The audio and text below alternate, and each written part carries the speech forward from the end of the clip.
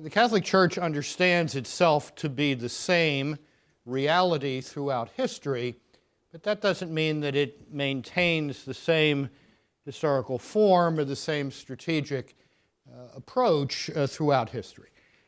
Those of you who know the history of Christianity know that the Church of the New Testament, the church we read about in the Acts of the Apostles, eventually through its encounter with Greco-Roman civilization, gave birth to the church of what we call the patristic era, the church of Augustine and Ambrose and Basil the Great and John Chrysostom and Maximus the Confessor.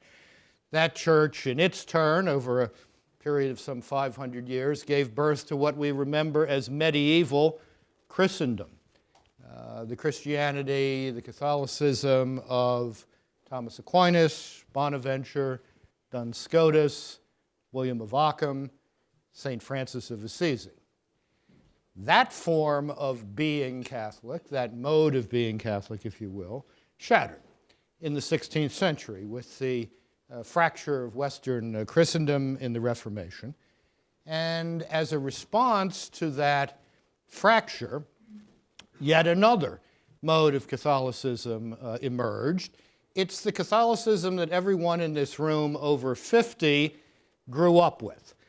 What we call Counter-Reformation Catholicism.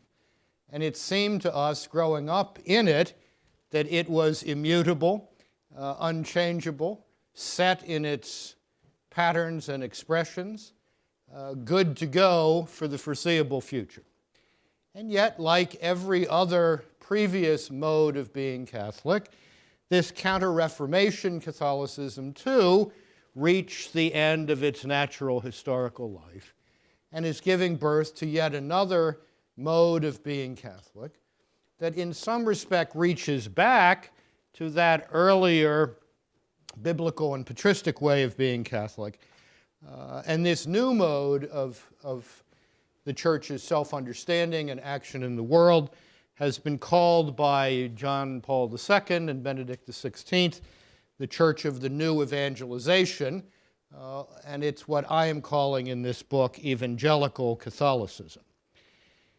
It's important to underscore that this transition did not begin 50 years ago at the Second Vatican Council. There's a tendency, because of certain media preoccupations, I say this with trepidation in the presence of my good friend Andrew Nagorski here, former luminary of Newsweek, former news magazine,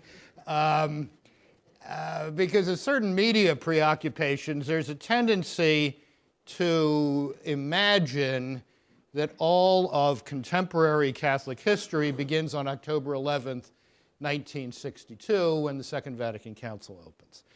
Well, as all of you surely understand, the Second Vatican Council did not just happen. The Second Vatican Council was the product of a long period of churning and rethinking in the Catholic Church. And it's the description of that churning and thinking in the first third of this book that's perhaps the most original, if I may say, part of the book.